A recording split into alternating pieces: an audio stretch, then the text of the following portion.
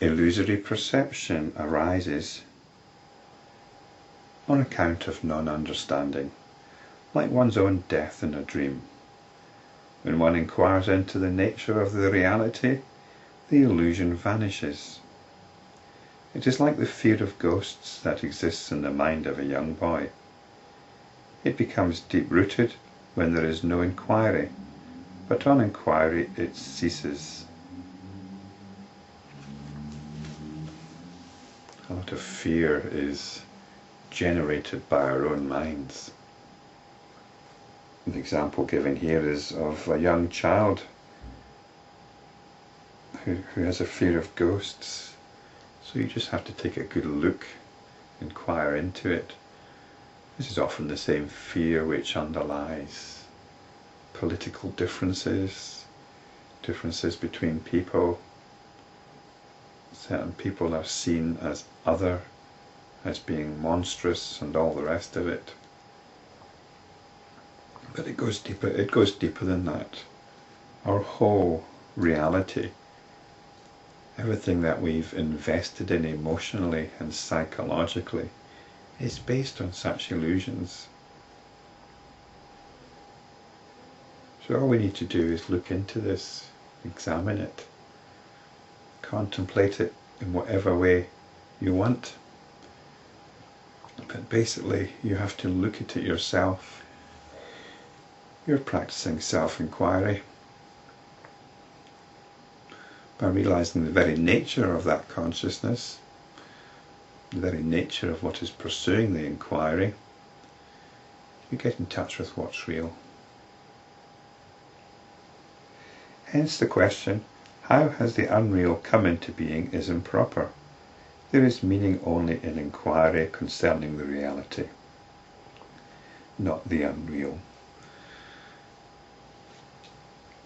And this is the question which I think I referred to once as the Rama question.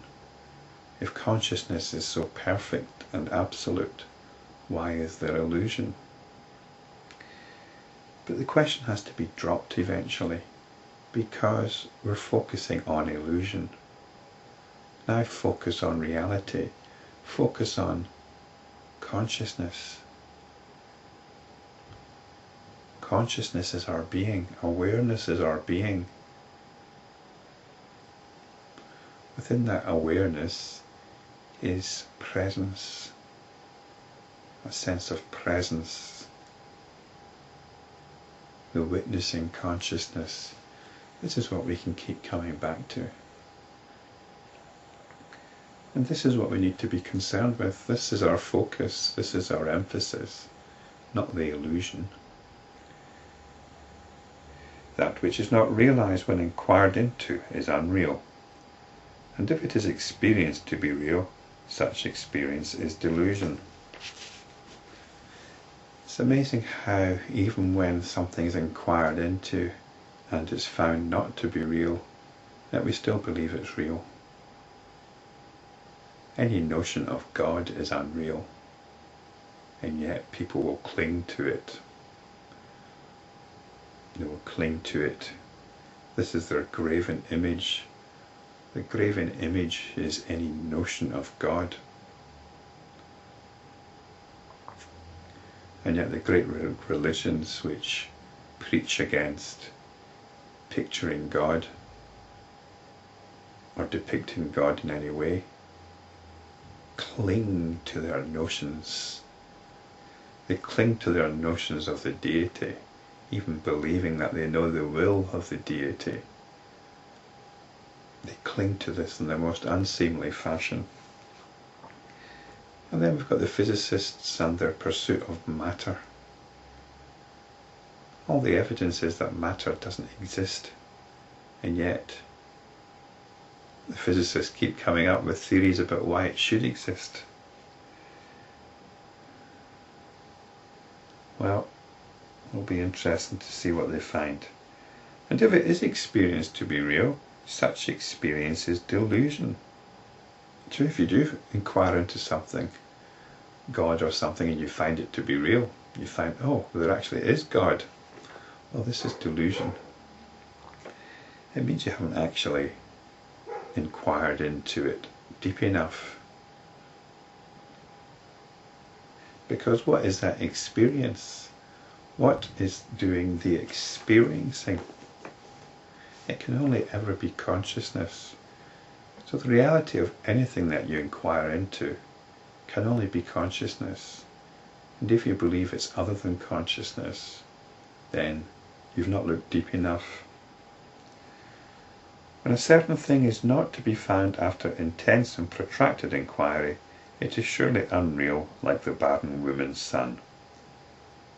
But then the unreal does not exist at all at any time.